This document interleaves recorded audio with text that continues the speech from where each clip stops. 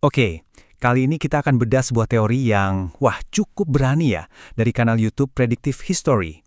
Teorinya ini soal siapa yang bakal menang pemilihan presiden berikutnya. Dan katanya nih, kuncinya cuma satu langkah strategis yang, jujur, mengejutkan banget.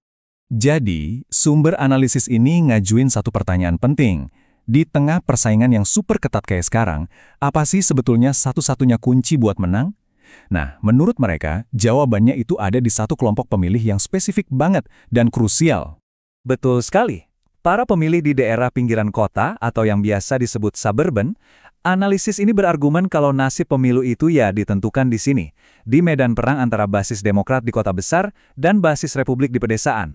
Dan kita nggak ngomongin selisih yang besar loh, tipis banget. Coba bayangin, di pemilu 2020 kemarin, dari jutaan suara pergeseran cuma 65.000 suara aja di beberapa negara bagian kunci itu udah cukup buat mengubah hasil akhirnya. Gila kan?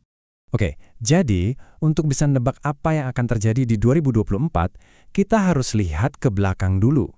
Gimana sih persisnya Joe Biden bisa menaklukkan pemilih di pinggiran kota tahun 2020? Apa resep rahasianya? Nah, perubahannya itu signifikan banget. Di tahun 2016, Hillary Clinton cuma dapat 45% suara dari kelompok ini. Tapi 4 tahun kemudian, Biden berhasil membalikan keadaan dan dapat 54%. Itu lompatan sekitar 2 juta suara loh. Jadi apa sih yang bikin beda? Menurut analisis ini ada 3 faktor utama.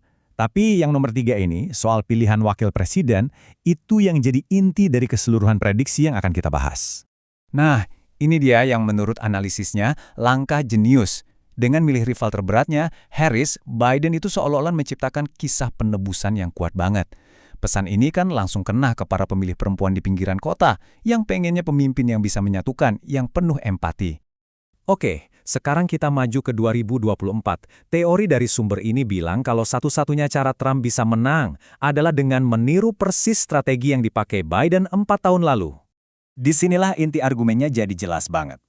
Teorinya adalah, Trump bisa menetralisir kelemahan terbesarnya, yaitu citra dirinya di mata publik, dengan melakukan hal yang sama mengejutkannya, memilih rival terbesarnya sendiri. Dan jangan salah ya, pertarungan mereka di pemilihan pendahuluan itu, panas banget. Saling serang habis-habisan, sampai keluar kata-kata kayak gini. Makanya, kalau dibilang mereka bakal jadi pasangan, rasanya ya nggak mungkin banget kan? Nah, disinilah titik balik strategisnya. Analisis ini bertanya, kalau Trump beneran milih musuhnya ini, kira-kira narasi baru apa sih yang bakal terbentuk di mata publik? Tiba-tiba, ceritanya bukan lagi soal perpecahan. Menurut argumen ini, narasi media bakal bergeser jadi cerita soal pertumbuhan, soal pengampunan, dan kedewasaan.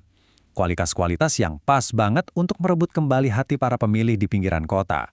Tapi, siapa sih sebenarnya Nikki Haley ini? Dan kenapa menurut analisis ini, dia yang pegang kunci untuk membuka suara demografi yang sangat penting ini? Sumber ini menyoroti rekam jejaknya yang mentereng ya, mantan gubernur, duta besar PBB. Tapi yang paling penting, mereka menunjukkan kalau Haley ini punya daya tarik yang terbukti kuat di kalangan perempuan terdidik di daerah pinggiran. Persis kelompok pemilih yang sangat dibutuhkan Trump. Analisis ini kemudian menggali lebih dalam, melacak jejak finansial Haley setelah mundur dari pemerintahan Trump. Mereka menyoroti gimana dia gabung ke Dewan Direksi perusahaan senjata besar seperti Boeing dan kelompok lobi anti-Iran yang membuat kekayaannya meroket. Dan disinilah poin kuncinya. Sumber ini berpendapat kalau koneksi-koneksi finansial ini bukan kebetulan. Ini adalah indikasi kalau tugas utama Haley sebagai wakil presiden nantinya bukanlah soal urusan dalam negeri, tapi untuk mendorong agenda kebijakan luar negeri yang sangat agresif, khususnya perang melawan Iran. Jadi, kalau semua kepingan puzzle ini kita satuin, apa artinya teori ini buat cara kita memandang pemilu yang sedang berjalan sekarang?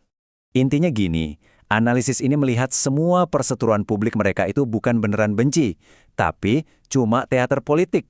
Udah diatur, mereka sengaja pura-pura jadi musuh bebuyutan, tujuannya apa? Biar nanti pas mereka baikan, efek dramatisnya itu maksimal. Dan buat yang mungkin bertanya-tanya, kenapa Haley mau menerima ini semua? Jawabannya menurut analisis ini, simple, oportunisme politik murni. Posisi wakil presiden itu kan batu loncatan langsung ke kursi presiden, sebuah panggung politik yang nggak ada tandingannya. Pada akhirnya, analisis ini tuh bukan cuma sekedar prediksi loh, tapi ini ngasih kita kacamata baru buat ngelihat politik. Dan kita ditinggalin sama satu pertanyaan yang cukup menohok ya. Jadi, jalan menuju kemenangan itu sebenarnya soal kebijakan atau cuma soal pertunjukan? Sebuah pemikiran untuk kita renungkan bersama.